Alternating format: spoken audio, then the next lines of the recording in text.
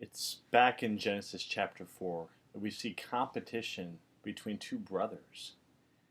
Cain and Abel have both brought offerings to God, and Abel's offering is a true sacrifice. It's one that says, I trust you, Lord, I'm going to give you more. And I trust that, me giving you more, in the end, you'll be blessed, and that's more important than anything else. Whereas Cain, he just brings a offering. It's not really much of a sacrifice.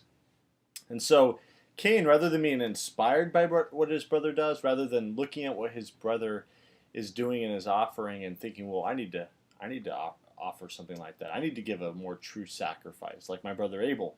Rather than being encouraged to seek God more, Cain takes it personal. He wants to be greater. He wants to outdo his brother.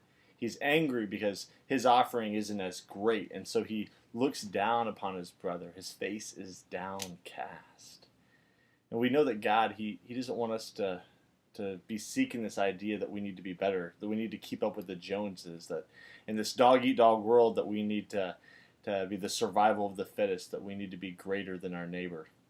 In fact, in the commandments, he tells us not to covet what our neighbor has, not to look at our neighbor with jealousy, not to look at our neighbor like, how am I going to have a nicer car than them? How am I going to have a nicer house? We need to invite them over so they can see what we have and we can compare apples and oranges.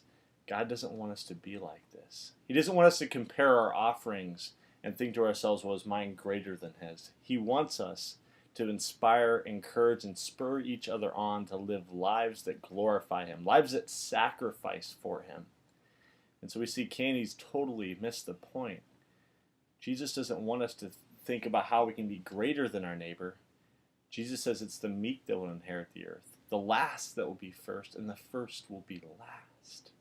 We're not in competition with each other. We're called to spur each other on in our faith of God.